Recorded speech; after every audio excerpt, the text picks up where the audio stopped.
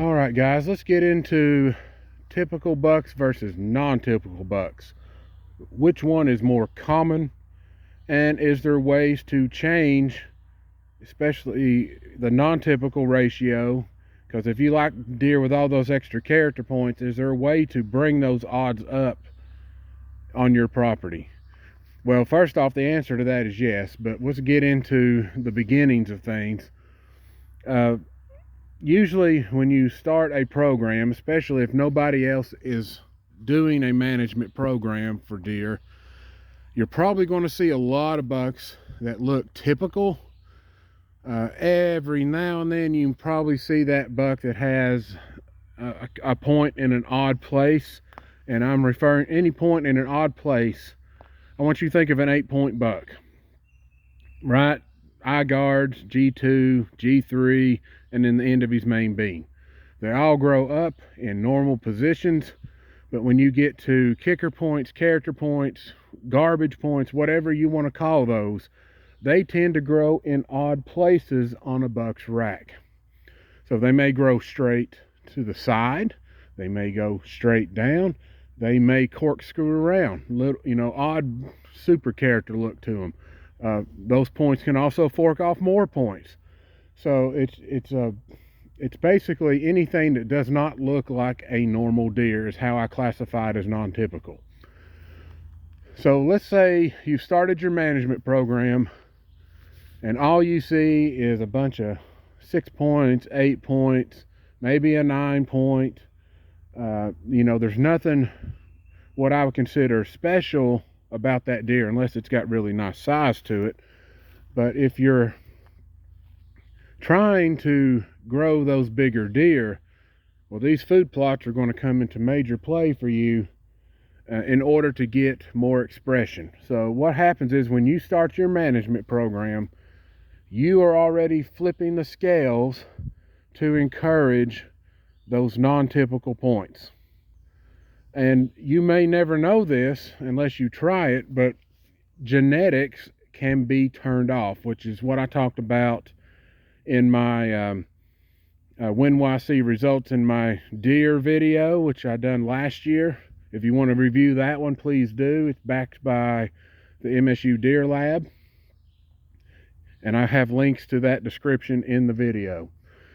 So what'll happen is you're encouraging a healthier buck.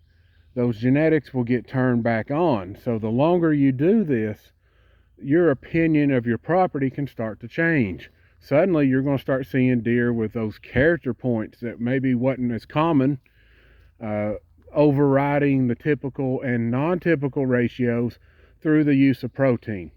So let's start with the basics of deer's antler growth. When deer, or I should say bucks, are starting their antler development, roughly 50% of their antler growth is based off the protein that deer is receiving. And antler growth can be done in stages. So initially when antler growth begins, it's slower. Bucks are not growing at optimal rates. They're ramping up toward that process. And and I'm going to base this off of my area, by the time July rolls around and August, those antlers are pumping. They're growing very quickly compared to what they was in May and June. And you can literally see it as when I go film public land deer that I've been watching for a long time. You can tell when they've kicked into that next antler growing phase. So that 50% suddenly needs more fuel to the fire.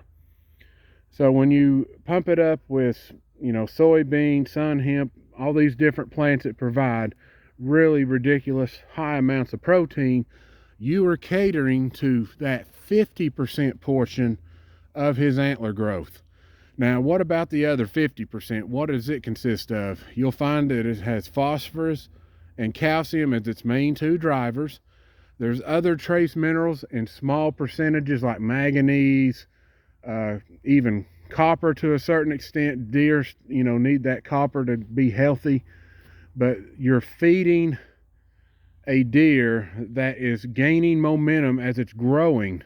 And if you're food plots are not keeping up to maintain that, you're actually going to slow that growth down. And the odds of those character points popping out on his rack can be reduced if the plan is not in a good standard as far as your management goes. So if you're only providing food 3 or 4 months out of the year, you know, you're not going to really interfere, or you're not really going to change the ratios at all in typical versus non-typical. So this is one of the things where you have to be patient.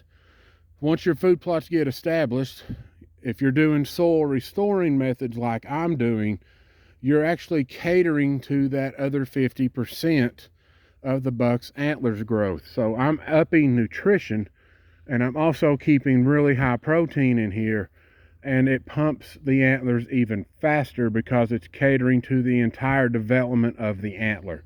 And when you do that, that's where those cool looking points, your drop tines come in, points shooting off of points. I mean, deer can get crazy looking when they are on a non-typical path. Sometimes it's not very much. Sometimes it's just a couple points here and there.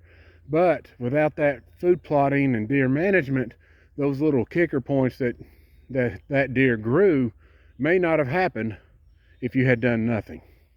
And also, antler size is a byproduct of management program. So if your average size was, say, 125-inch deer, and you start doing your management program, doing a really good job, that average might jump to 140. It might jump to 160. It just depends on your genetics, how much land you own, and how hard you're willing to work at growing those bigger deer. So the more you cater to them, the better the results will be. And this is why even with smaller tracts of land, it is harder to achieve this, but it's still possible, because deer are basically staying in here and eating because there's nobody else hardly doing food plots except for a couple of other people. And slowly, I think over time, at least around here, it's starting to change a bit. And I think more people are going to start doing that, and it's only going to improve the herd's health. So the odds of a typical is roughly, on a unmanaged area, in the neighborhood of 80%. A land that is managed well, actually, let me take it back. Let me do this in steps. A land that is managed pretty decent, so, you know, enough to where you're providing food, but maybe you should add more or better soil or better habitat, your ratio can drop to maybe 60-65%, depending on how much land you own. And then when you do the good ratios, where you're doing good management programs, typicals are still going to be your dominant feature.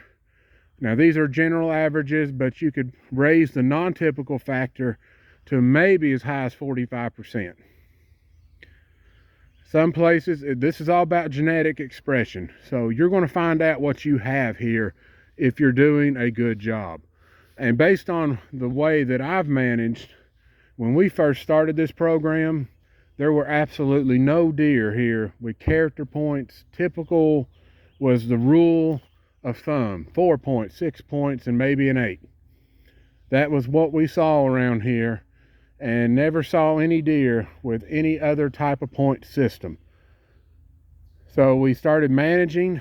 The neighbor across the road had his management program, and 2 years ago there was a non-typical buck shot right across the road from our house that had 6 drop tines on one side. Those deer were never heard of around here. What has changed? What has caused the non-typical factor to go up? Well, the food supply is the big factor. So if you're doing a good job, like I've mentioned, you're going to find out what your genetics are. Now, here's some other factors that can cause the non-typical ratio to change from year to year. You're not guaranteed that it's going to remain the same, ever. A buck that gets injured, depending on how severely, The following year, that rack can grow non-typical. And you're thinking, wow, I've got a different type of buck in here. You probably wouldn't even recognize him. And suddenly you've got another deer that's got a non-typical rack.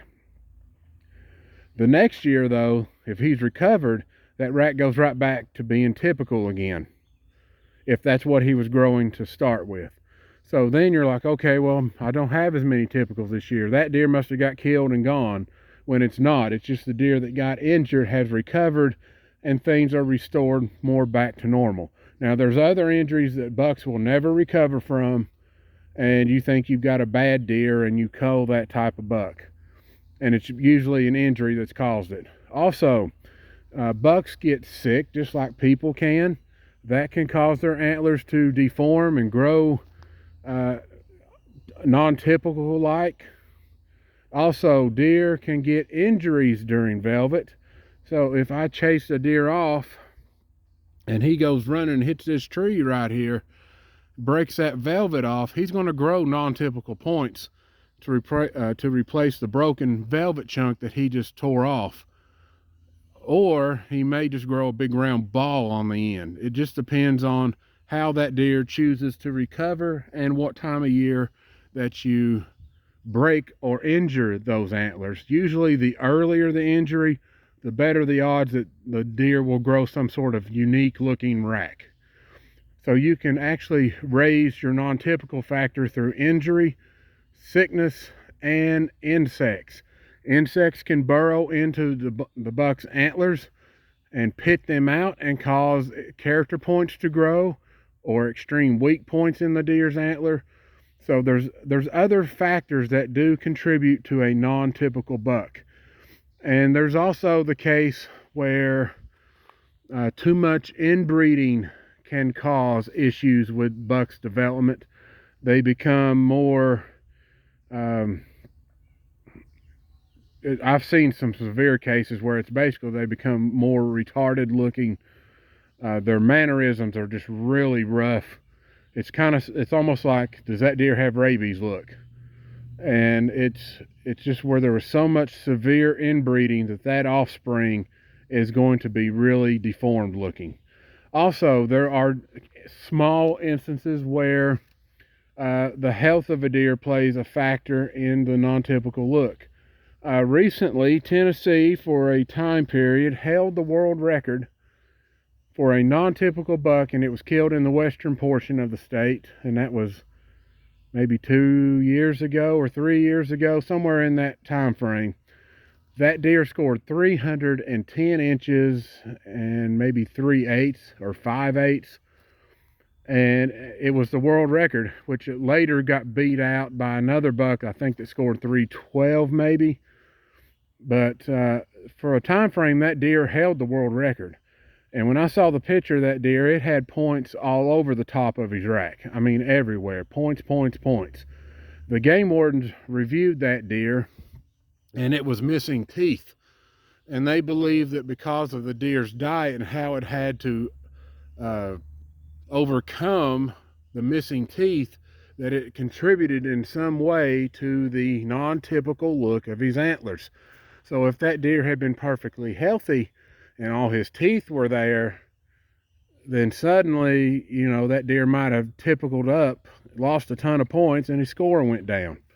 You just never know what you're going to get when you manage a program, but you can change the odds in your favor by planting good crops, providing lots of good food, and the better your soil is, the better those odds are of having a non-typical buck on your property. And be patient with it, guys. If you're just starting the process of getting your management program going, be patient. Your typical bucks are going to get bigger, which is great news that you're doing the right thing, but those non-typical characteristics will kick in at some time, and some people are going to have more success than others. Genetics is the huge factor in how your herd turns out in the end. So the more you work to bring more out of the deer, the better your returns are. Deer are just an investment. The more you invest, the better the returns.